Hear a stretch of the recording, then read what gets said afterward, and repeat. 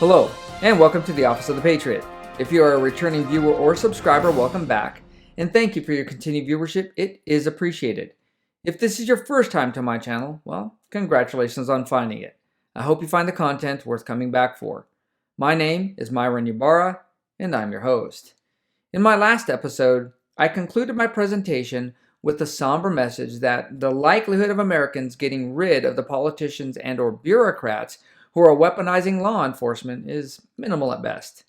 It's my position that unless these people are impeached, fired, or recalled from office, we're going to have more of the same. Yeah, I know, it's not a great start to what should be a patriotic monologue, but these are somewhat depressing times. Before I get any further into this topic, I do have a couple of things I need to point out.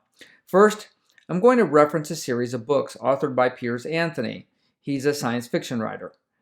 The series is called Bio of a Space Tyrant, and if you haven't had the opportunity to read the books, I highly suggest doing so.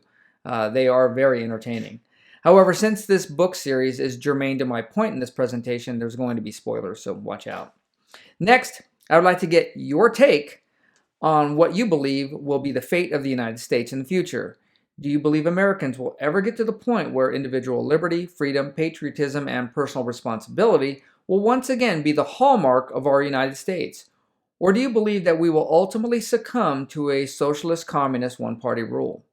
Please take a minute to comment below. The reason I feel that the United States is hopelessly doomed to, at best, a dystopian version of crony capitalism, and at worst, a complete government enforcement of socialist, communist ideals, is because of the chinks in the armor of our system of government. Our fractionalized government is set up in three branches: the executive, the legislative, and the judicial, each with their own complex and bloated bureaucracies. Each one of these branches maintains specific powers. In an oversimplification of their responsibilities, the legislative branch enacts laws, the executive enforces laws, and the judicial interprets law. However, each of these branches also has oversight into the other branches to ensure that the other branches don't exercise power over the people in excess of the authority granted by the Constitution. When these systems are working as they should, each branch works within its own bailiwick, and the other branches provide oversight. Over the last decade, right about when Obama took office, Americans started seeing a change in our government's use of its powers and the abandonment of its responsibility to the people. You see, government, and more specifically Congress, granted individual bureaucracies, also known as departments, agencies, or services within the government, the power of regulatory authority. And in my humble opinion, this power has been misused to the point where regulation is now being interpreted and enforced as law. Bureaucratic officials in various departments started making rules or title changes within those departments that have the same force and effect of law. Just recently, Byron Donalds, one of Florida's House Representatives, was in committee questioning the ATF rule regarding the banning of arm braces on pistols because the ATF believes that when they're used, they change the pistol to a short-barreled rifle, also known as an SBR. Don't mind the fact that the ATF allowed these pistol braces to be used lawfully by Americans over 10 years ago. As of today, a low count of Americans that have arm braces on their pistols is right around 10 million. So once this rule goes into effect, 10 million Americans will now be considered felons unless they go through the ATF's SBR registration process or they remove the brace.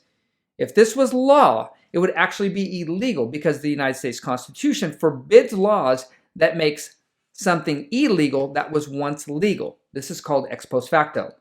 But because it's an ATF rule and the ATF has regulatory authority granted by Congress, it's being argued that it is legal. And this is just one example of hundreds of three-letter federal and state agencies making rules that act as law under enacted regulatory power many of these agencies maintain. Maybe it's time our Congress start looking at curtailing these agencies' regulatory power for the sake of not only the American people, but for their jobs as well. Because when these agencies can make law, then there's no need for Congress. To sum up many of my past episodes, we have a media bought and paid for by the Democrat Party to control the narrative, an internet that is, in effect, an oligopoly of corporations that work outside the interests of the people of the United States, silencing unpopular speech, and a leftist-infiltrated government bureaucracy stripping away rights and freedoms enumerated in the Constitution, all who are hell-bent on destroying the framework that this nation was built upon. So again, can it be fixed? Well, I read a series of books probably 30 years ago that forecasted this exact same thing that's happening today in a sci-fi setting. This series is called Bio of a Space Tyrant, and there are a total of 5 books in that series. The first volume, Refugee, was written in 1983. The subsequent books, Mercenary, Politician, Executive, and Statesman, finish out the series in 1986. In the story, the protagonist, Hope Hubris, lives on a dilapidated moon orbiting the planet Jupiter. I still get the counterpoint of this character's name still cracks me up. Hope is of Hispanic descent and is well educated. He's the middle child of 2 other sisters who all live with their parents on what amounts to a sharecropper's farm. The family gets into trouble on the moon and has to leave, and they try to make their way to Jupiter, which is where the United States migrated to as a result of resource issues on Earth quite a bit ago. Through Hope and his family's trials and tribulations getting to Jupiter, he learns of revenge, self-sacrifice, faith, family, and love. And he ultimately makes it to Jupiter, and after more trials and tribulations, he enlists in the Jupiter Navy.